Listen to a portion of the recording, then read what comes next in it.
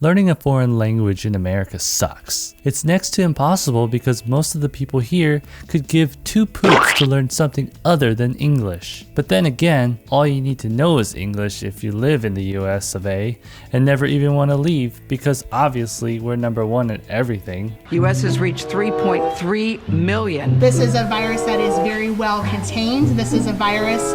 And even if you leave, you can probably manage surviving on your 2 little week summer vacation to Thailand with English. Growing up, I only knew Chinese for a short amount of time, but after preschool, English was ingrained into my mind at school and at home. The same goes for many of my friends and family. At best, I could understand it more than I could speak. So I think my Chinese culture is going to get lost into the dark abyss of the American dream real soon, as many other cultures that make America the great melting pot that it is will become one giant blob of mush. But we're number one. Florida reported more than 15,000 new cases yesterday. If I get corona, I get corona. At the end of the day, I'm not going to let it stop me from partying. But I want to challenge you, myself included, to start trying to learn a second language right now and actually become fluent in it. Not just knowing random words like saranghae or ni hao ma. Knowing random phrases from another country doesn't count. Sorry, Jamantha Jones from down the street in her 3-story condo. That ain't gonna cut it. If you become fluent, you will gain 9,000 plus experience points in awesomeness. Maybe now you can understand your favorite anime or your K-pop group.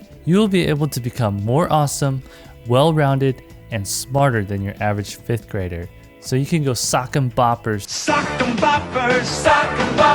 to them rest of the sad people out there who can only speak English. Ew, gross. According to Eurostat in 2017, an average of 92% of European students were learning a language in school. Then you have the US, a study by the American Councils for International Education in 2017. Throughout all 50 states and the District of Columbia, 20% of K-12 students are enrolled in foreign language classes.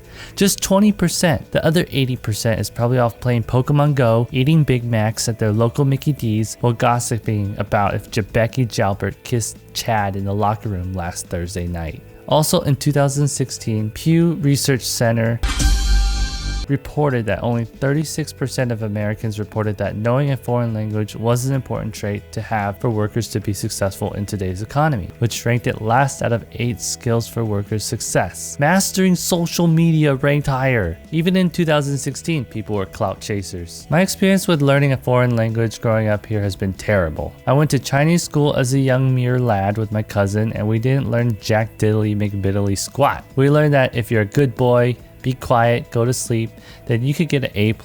I also took Mandarin Chinese in high school for 4 years, and I learned that if I was a good boy, kept quiet, and went to sleep, and attended the Christian club, then we get an A+.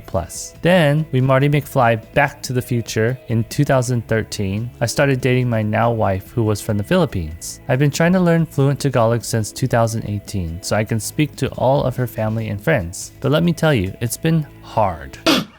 That's what she said? I really want to learn Tagalog because even though most of the people in the Philippines can understand English and for the most part even speak it, most of the natives will still speak Tagalog to each other, and I want to fit in. I wanted to be part of that ride or die crew. Ride or die, remember?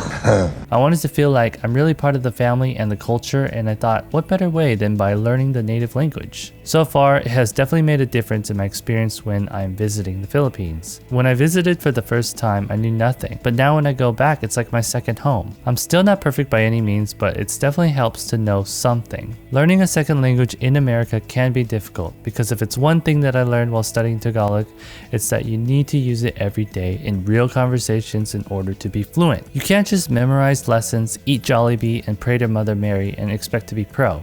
My point is, everyone should try to learn a new language, especially during this crazy pandemic, when y'all should be staying at home anyways. Despite the hardships of learning a second language in America, you should press on and keep it up because the benefits are very rewarding. You get to learn more about a culture that you thought you already knew. Imagine that one visit to Japan, you were fluent in Japanese. That would have been so much more fun. You can now watch your favorite anime or K-dramas without any subs. You can now listen to your favorite K-pop group and actually know what they're singing about. If I knew Russian during my time in Russia a few months ago, I think the experience would have been even more fun. Also, you can list your second language under your special skills in your resume and nail that dream job, because the employer will be so blown away that you are an American that can actually speak another language fluently. You can now speak to your older generation of family or friends, and best of all, you get to keep your culture or another culture alive and pass it down from generation to generation.